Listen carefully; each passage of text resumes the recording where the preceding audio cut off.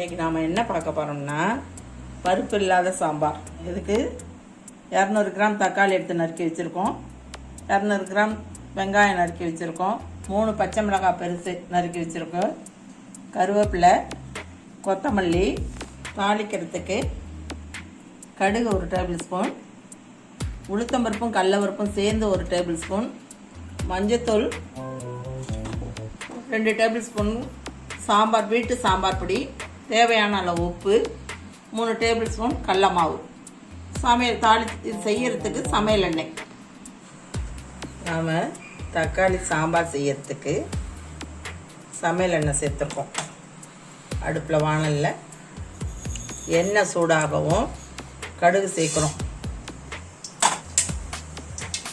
கடுகு பொரியவும் உளுத்தம்பருப்பும் கடலப்பருப்பையும் சேர்க்குறோம். பச்சை மிளகாய் சேர்க்கணும், வெங்காயம் சேர்க்கணும்,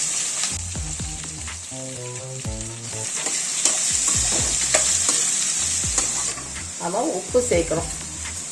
உப்பு சேர்த்தா வெங்காயம் சீக்கிரம் வதங்குங்கிறதுனால உப்பு சேர்க்கணும்.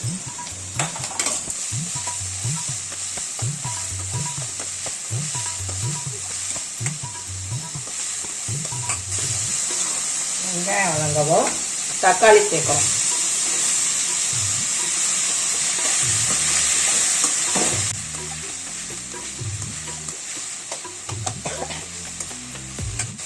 கருவேப்பிலையும் சேர்க்கணும். இப்போ மஞ்சத்தூள் சேர்க்கணும். சாம்பார் மிளகாத்தூளும் சேர்க்கணும்.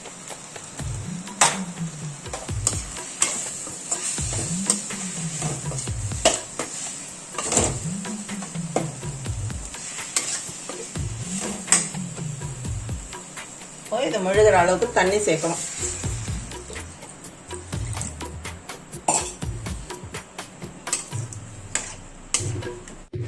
தக்காளி இந்த அளவுக்கு வெந்து நல்லா கரைஞ்சி வந்திருக்கு.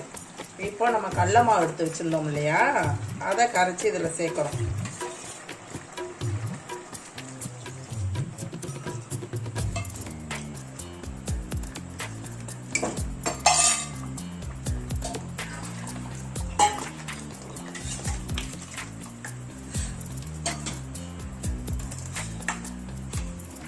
இது தக்காளி கொஸ்துன்னு சொல்லுவாங்க.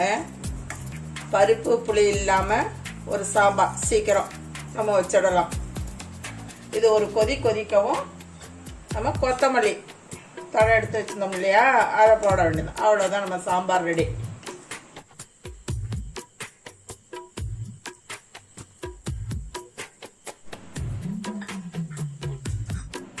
நம்ம இந்த சாம்பாருக்கும் இந்த தோசைக்கும் அருமையாக இருக்கும். இது இட்லி, பொங்கல் எல்லாத்துக்கும் தொட்டுட்டு சாப்பிடலாம். உங்களுக்கு இன்னும் தண்ணியாக வேணும்னாலும் தண்ணி சேர்த்துக்கலாம்.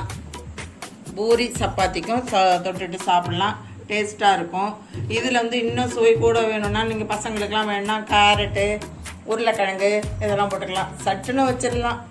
பருப்பும் தேவையில்லை, புளியும் தேவையில்லை. தக்காளி 4 தக்காளி இருந்ததுன்னா சீக்கிரம் நறுக்கி போட்டு நம்ம சீக்கிரம் வச்சிடலாம். எல்லாரும் செஞ்சு சாப்பிட்டு பார்த்து சொல்லுங்கள்.